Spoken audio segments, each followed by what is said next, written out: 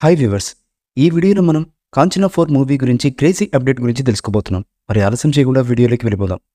Raghava Lawrence స్వీయ దర్శకత్వంలో వచ్చిన 'కాంచనా' సిరీస్ ఎంతటి మంచి స్పందన అందుకున్నాయి అని ప్రత్యేకంగా చెప్పనవసరం లేదు.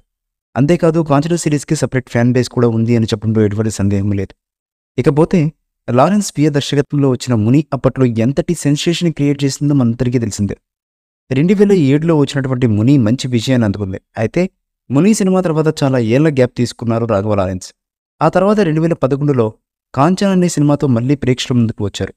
కాగా ఈ సినిమా కేవలం తెలుగులోనే కాకుండా తమిళంలో సైతం విడుదల చేయగా విశేష స్పందన అయితే అందుకుంది. 2 భాషల్లో కూడా బ్లాక్ బాస్టర్గా నిలిచింది. ముఖ్యంగా ఇందులో రాఘవ లారెన్స్కు నటనకు అందరూ ఫిదా అయిపోయారు.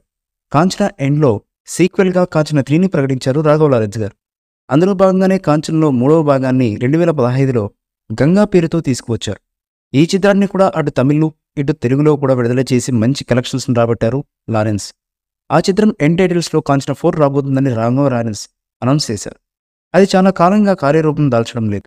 'కాంచనా' సిరీస్కు కొన్నేళ్లు బ్రేక్ ఇచ్చి పలు చిత్రాలతో హీరోగా నటించారు లారెన్స్.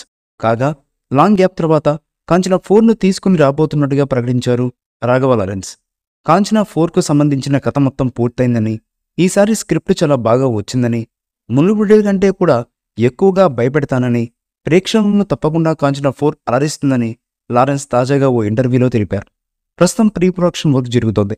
అన్ని కార్యక్రమాలు ముగించి సెప్టెంబర్ నాటికి షూటింగ్ స్టార్ట్ చేయబోతున్నట్టుగా చెన్నై సినీ వర్గాల నుంచి సమాచారం అయితే అందుతుంది.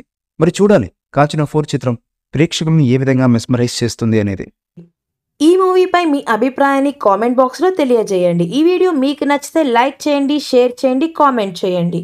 మరిన్ని అప్డేట్స్ కోసం మన ఛానల్ని సబ్స్క్రైబ్ చేయండి. అలాగే పక్కనే ఉన్న గంట సింబల్ని గట్టిగా టంగ్ టంగ్ అని కొట్టేసేయండి.